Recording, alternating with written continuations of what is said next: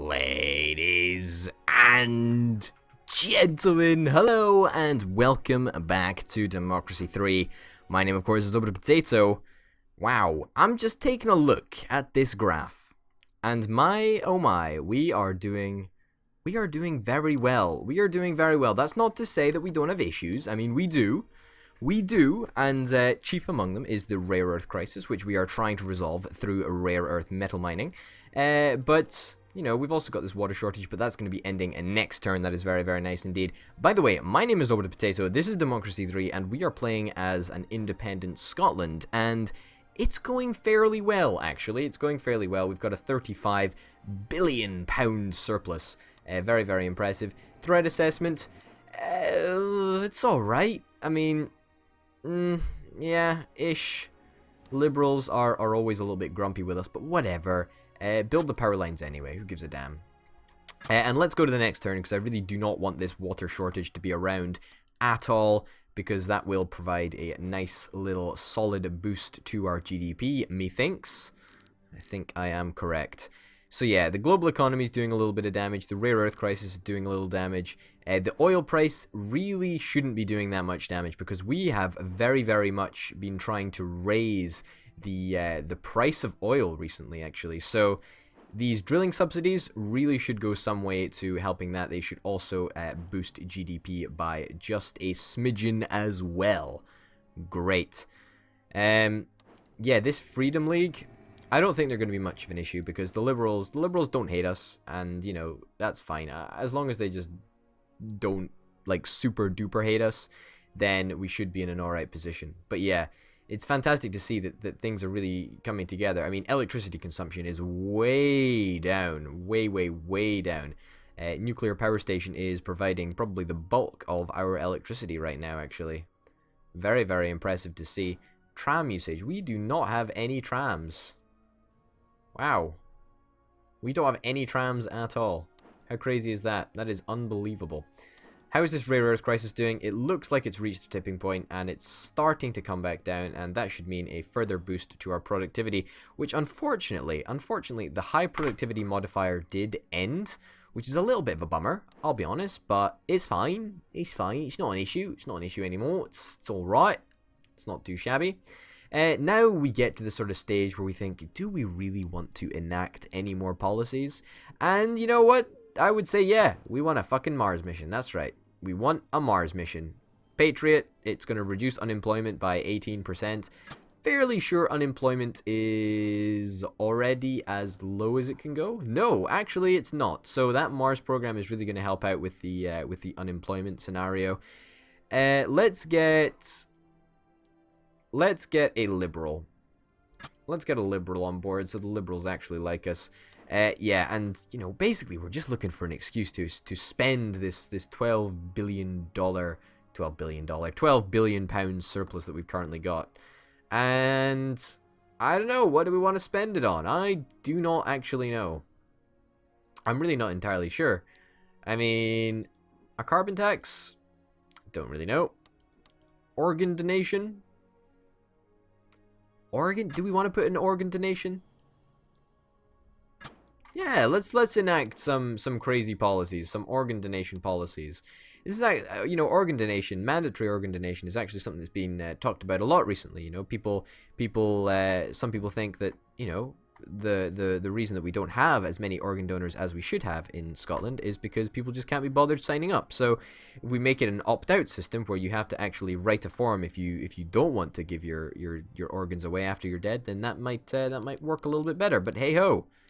That is just me. That is just my explanation of what I'm saying. Force political military oath. Adding religion to oaths given in public by our officials and troops will create a greater sense of honor and security to the public, giving them the feeling that what we do is the right thing to do. With righteousness on our side, nothing can go wrong.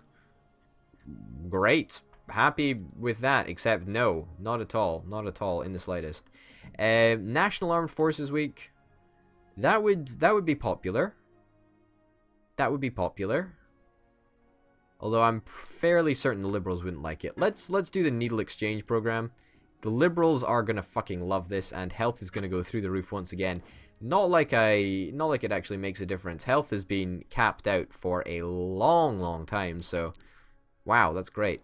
Tobacco usage. Tobacco usage is something that I said I actually wanted to combat. I really did. So let's try and raise a little bit more money from this. Well, you know, we're not doing it for the money really, though, are we? We're doing it simply for the fact that... Oh, we don't have the political capital. We'll have to do it next turn. Yeah, we're doing it simply for the fact that we don't really want, you know, people to be smoking tobacco, do we? Do we really want people to be smoking tobacco? I'll answer that for you right now. I really don't think we do. I mean, let's just look at what it does. It just decreases health. You know what? I suppose it doesn't even matter. I suppose it really doesn't even matter if we do, because our healthcare service is so good that it, you know, that 3.46% is completely done away with, and you know, we've got max health anyway. So I feel I'm actually okay with people smoking tobacco if they want to do that, and that's absolutely fine. Is there anything else that we can do in terms of oil? Is there any more oil subsidies or anything like that? I'm not entirely sure if there is. A tram expansion? A tram expansion. Okay. Okay, that's something that we can definitely consider next turn, that's for sure. Nobel Prize, GDP, yes. Patriot, yes. Liberals, yes. Patriot membership, yes. Everything is good. Unemployment went down thanks to the establishment of our Scotland's Mars program, and GDP is definitely up there. It's very strong at the moment, so that is fantastic. The economy is in recession, I know, but it's recovering strongly, and as it is, so is our economy. It's nice to see that. That's for sure. That's coming down. Rare earth crisis is coming down. That's beautiful. That's exactly what we want to see. Liberals are actually fucking loving us at the moment. The Freedom League has only got 5 members, yet they're still quite threatening. So they've got some very violent, threatening people as part of their membership. So great, I guess. Anyway, let's get a motherfucking tram expansion. Satellite road pricing. What the hell is this? An expensive system that requires transponders to be fitted to everyone's cars and keeps track of the roads people use, and then allows per road pricing for car usage, which gives local authorities fine control over reducing congestion without burdening the motorists in more remote rural areas who have no alternative transport system. Huh, interesting. Interesting indeed. Let's go for tram expansion. Yeah, tram expansion. It's going to reduce unemployment. Motorists really not happy with us. Let me say something to the motorists. I don't give a shit if you're unhappy. I mean, there's not many of you around anyway, is there? I mean, there's a couple. There's a couple, but honestly, you've not got much going for you. Apart from the fact that there's, like, no cars on the road at all. Whoa. I did not mean to go into that. Yeah, no, I think that's really cool. It's really cool to see that. Traffic congestion... Commuters. How many commuters do we have? Is everybody a commuter? No, commuters are just maximum % happiness, and they're 50% of the population. That's good. That's really good. Telecommuting initiative. Why? Oh, this is actually decreasing the commuter membership. Oh, okay, that's really cool. See, you know, it's quirks like that that make this game really awesome. I like it. Let's go to the next turn and see what we've got coming up. Corporate manslaughter. We're gonna pass the law. I feel that in a in sort of a socialistic sort of Scotland, then absolutely a bill like that would be passed. What do we want to do? We want to try and boost our GDP, but at the same time, we don't want to be stupid about it. I mean, oil price, unfortunately, oil price is starting to rise a little bit. It looks like, unfortunately, we just cannot continue to pump any more subsidies into oil drilling, which is a real shame, because I wish we could, so that we could get the price of oil down just a little bit more. What can we do? What can we do? Because the oil price needs to keep on coming down if our GDP wants to be as good as possible, because we want to make sure that our GDP is as unaffected as possible by the oil price. So, yeah. Look, it's okay. So the oil price is dependent on the demand and the supply, right? And if the demand is bigger than the supply, then we've got an issue. So I guess we need to fix demand. We've got to fix demand then. Electricity consumption. Electricity consumption is still an issue. Okay, so let's get hydropower online. And this is a policy that I actually cancelled a while ago because it damages the environment a lot, but it is going to reduce power consumption by quite a lot. Also, the environment, I can safely say, is, well, it's not doing that well at the moment, actually. And hydropower is going to give it a little bit of a shove, unfortunately. Waste. How are we doing for waste? Waste collection is already at its maximum, unfortunately. Is there anything else that we can actually do about waste? Waste collection. What can we do? What can we do? There's really not much. The plastic bag tax? That's fine. Anything else that we can do? Recycling, we're already funding that to the max. We need more waste policies because a junk food tax, perhaps? I don't really know how we reduce our waste further so that that can have a knock-on effect and help out energy. Yeah, I don't know. We're just going to have to bank on the fact that hydropower does well for us. It becomes totally worth it. We're still running a massive surplus of £26 billion. Very, very nice to see indeed. Now, hopefully the environment doesn't take too much of a tumbling because of this hydropower policy. Obviously, this hydropower, the main thing that we're going after is energy consumption, because we just don't want oil demand to be at all affected by energy consumption. Basically, that's what we want to see. Now we want to see, obviously, bus usage is still better than car usage. Car usage is the worst type of usage, in my honest opinion. But do we want to... I think what we probably want to do is try and aim for a scenario where we eliminate something. I mean, this isn't the issue, right? This is the issue right here. Oil demand is the issue. And we've got a number of initiatives, shall we say, that take away from this oil demand. But as you can see, the oil price is affected by the supply and the demand, and if the supply is lower than the demand, then the price is going to rise. Like, that is simple, basic economics, and unfortunately, it is the reality. And I see no way out of the fact. Oh, that did not mean to click on you, socialist. I see no way out of the. I see no way to raise oil supply further. I mean, this oil price shock. I don't know why it's still happening, but it's still happening apparently. And the year is only going to increase. It's only going to increase without a shadow of a doubt. So we need to make sure that we wean our economy off oil, because otherwise it's going to just kill our GDP and the price of oil is going to go through the fucking roof. And it's already fairly high, but it could be worse. So what can we do? Well, obviously we can't affect GDP.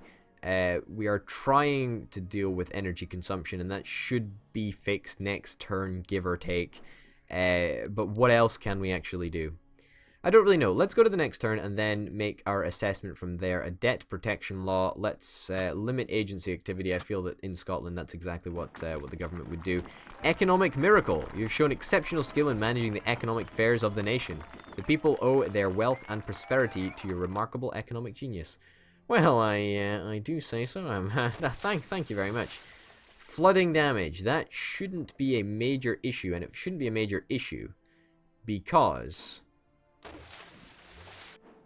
flooding damage. Yeah, it shouldn't be a major issue because of Endra. Endra should hopefully be assisting in this issue. Now,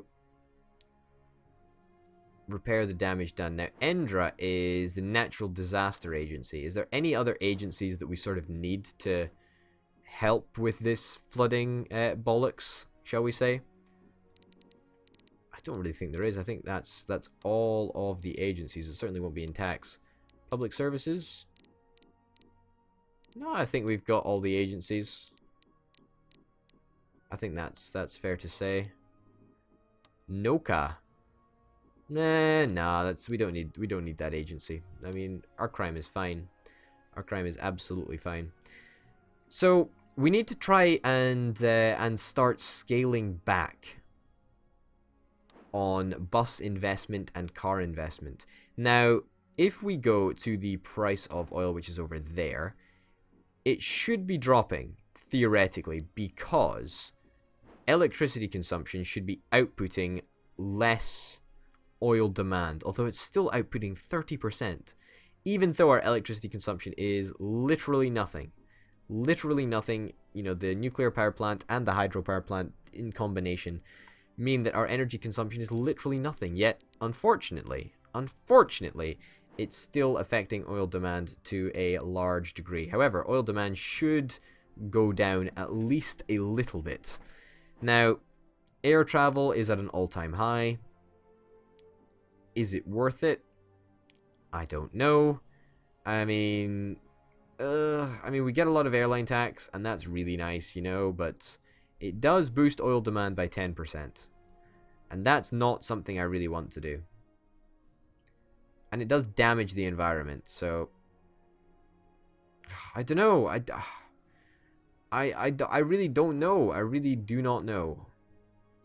You know what? I think we're going to cancel airline tax, right? We're going to cancel airline tax, and then as soon as we possibly can, we are going to close airports immediately. 100% of the population support this policy. I've never actually enacted this policy before, but it's absolutely going to kill air travel by 100%.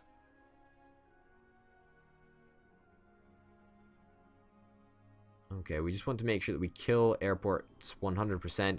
It is going to reduce GDP by 6%. That's annoying. Is this worth it? Let's see if it is. I'm not entirely sure if it will be. Let's have a look at our GDP figures at the moment. Okay, so they're fairly high. They're about 2.5 boxes off from the top. Let's go to the next turn and see what we get. Flooding damage is developed. Yeah, we're already trying to counter that, and that is going to reduce GDP by 15%. That's annoying. That's a bad time because we wanted to make sure that we tested the closing airports policy. We still got a $33 billion surplus. A $33 billion. I keep on saying dollar. A 33 billion pound surplus. It takes 2 terms to implement. That's fine. It's going to reduce tourism by 23%. That's annoying. Foreign relations down 6%. Doesn't really make that much of a difference, I'm afraid. International trade is also going to be down just a touch.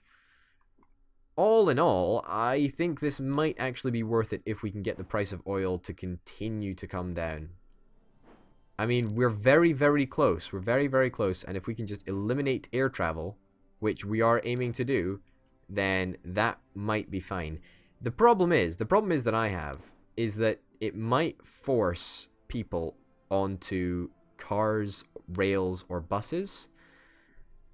And that disturbs me. That's not really something that I'm very interested in seeing happen. I want to just see air travel eliminated.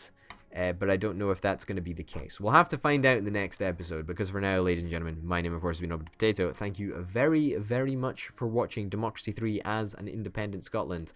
And I will see you next time. Bye.